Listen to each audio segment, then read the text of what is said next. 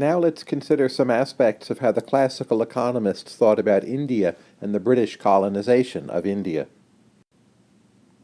Keep in mind that the British government itself does not start ruling India until the 1850s, so we're talking about various phases of rule by the East India Company.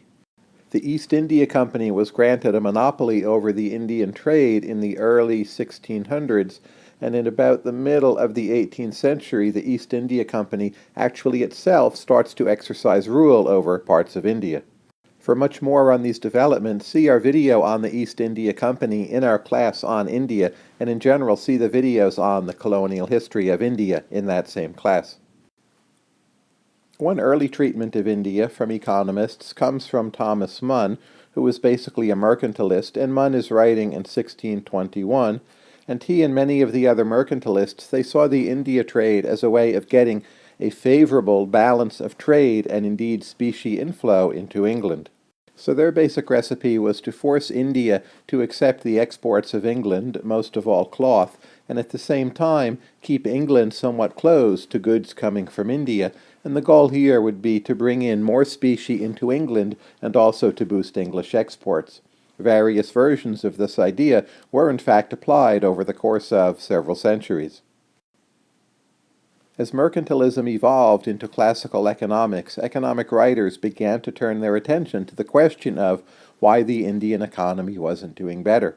These numbers are not very exact, but you can see, starting in 1600 and terminating in 1871, the course of Indian per capita income overall is on a downward slope. In other words, in many regards, the standard of living in India appeared to be falling. So the question was, why was this the case? Adam Smith, writing his Wealth of Nations in 1776, does devote some attention to India. You can search that book online for the word India. Also try the word Indostan, Indostan, and also East India Company. Smith is looking at India in terms of a broader framework across many nations, and he's asking the question, why does the Indian economy appear to be stagnating? And he offers a number of explanations, including parasitic landowners, lack of labor monopoly, and the East India monopoly over trade with India. Smith wanted to open up the Indian trade to free competition. You can usefully search the Wealth of Nations using the keyword East Indies. Also see our video on Wealth of Nations, Book 4. This is Book 4, Chapter 7, and Part 3, which is a discussion on America and the East Indies.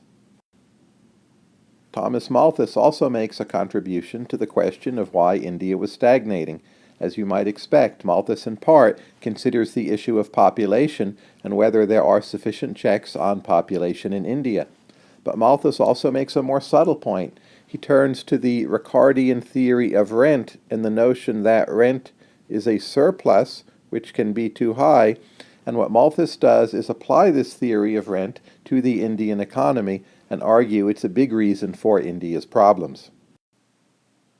James Mill, the classical economist and Ricardian, is an important figure in understanding how classical economics approached India.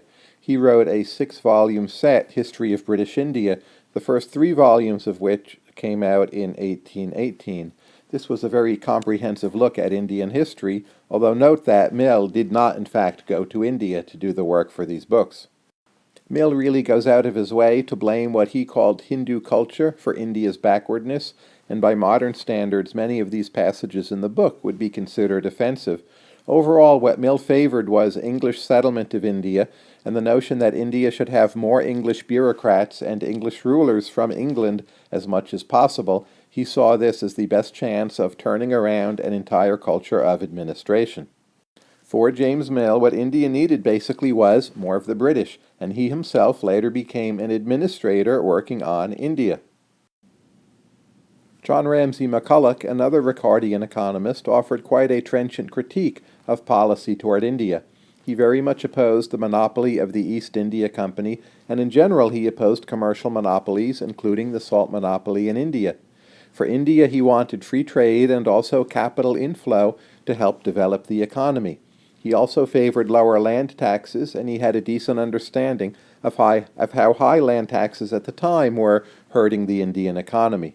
What's so refreshing about McCulloch on India is simply he realized how messed up the situation really was, and he had some good remedies in mind.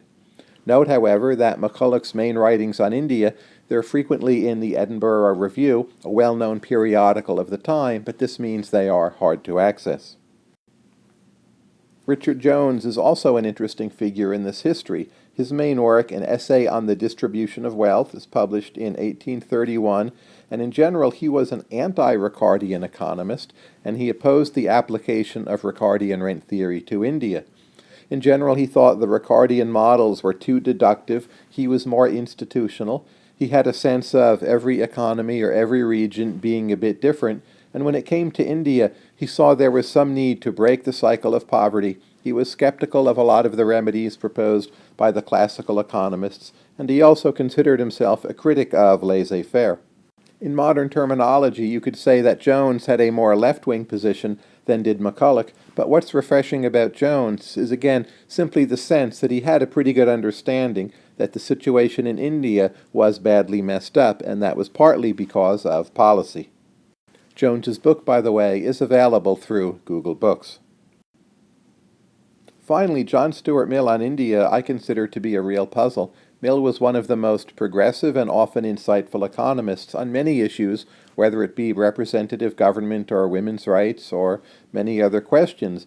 But when it came to India, he seemed quite unimaginative. Partly this may be because he worked for the East India Company itself, and what he wrote on India was quite technical and full of minutiae, and overall Mill did not, in my view, sufficiently challenge the premise of British rule over India. So here we have one of the most wide-ranging and insightful classical economists, but on India, like many of the other classical economists, he was simply a disappointment.